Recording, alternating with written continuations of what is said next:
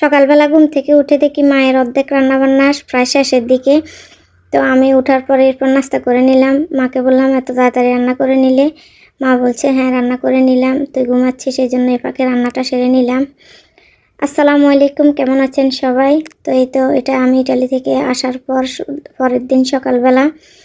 তো রাত্রে ঘুম হয় না, কারণ ওখানকার ঘুমের টাইম আর এখানে বাংলাদেশের ঘুমের টাইমে ব্যবধান আছে, এই জন্য রাত্রে ঘুম হয় না। আমি সকালের দিক দিয়ে একটু ঘুমাইছি। তো 10:30টার দিকে আমি ঘুম থেকে উঠে দেখি আমার মা রান্না বান্না করে নিচ্ছে। তো মা এখন আমার কাছে আছে। তো মা রান্না বান্না করে নিল। এখন আমার সুখ আর সুখ, শান্তি আর শান্তি, কারণ মা রান্না বান্না করে নিচ্ছে, আমাকে করতে দিচ্ছে না। যাই হোক, এখন মা এদিকে দেখি রুই মাছ দিয়ে বেগুন দিয়ে রান্না করতেছে, আমার প্রিয় একটা খাবার। আমার মায়ের হাতে এই তরকারিটা অনেক মজার হয়, আমি অনেক পছন্দ করি।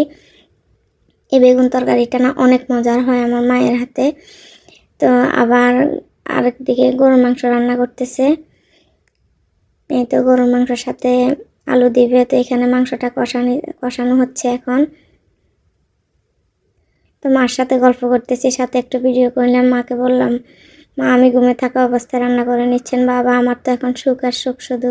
তো মা বলল যে ওখানে একা একা সব কাজ করিস, এখানে আসিও যদি সব কাজ করতে হয় কয়েকদিন একটু রেস্ট নেই, এরপরে রান্না করতে পারবি, এখন আমি রান্না করব, তুই ঘুমাবি, তুই রেস্ট নিবি। এই তো এরপরে এদিকে আবার একটু শাক ভাজি করবে, শাকটাও সিদ্ধ করে নিয়েছে।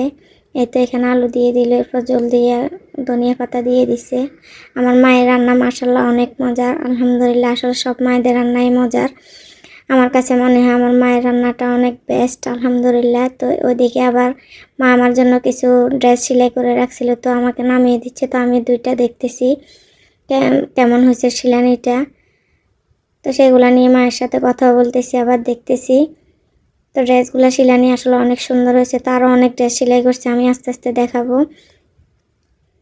তো উঠার পরে আমি একটু নাস্তা করে হালকাভাবে নাস্তা করে নিয়েছি। শ্বশুরবাড়ির গাছের কলা খেয়ে নিলাম। প্রথমে তো দেখলেন কলার একটা বড় ছড়া দেখাইলাম, এটা আমরা যাওয়ার 1 সপ্তাহ আগে নাকি পাকছে। তো যাক, আলহামদুলিল্লাহ আমাদের কিসমতও ছিল, আমরাও খাইছি।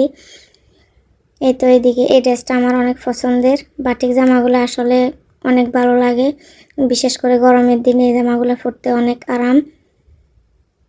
সেলাইটা অনেক সুন্দর হয়েছে, ডিজাইন দিয়ে একটু সেলানো হয়েছে জামার ড্রেসগুলা। এটা হচ্ছে এটার সাথে সালোয়ার। তো আজকের ভিডিওটা এই পর্যন্ত। সবাই ভালো থাকবেন, সুস্থ থাকবেন। পরবর্তী ভিডিও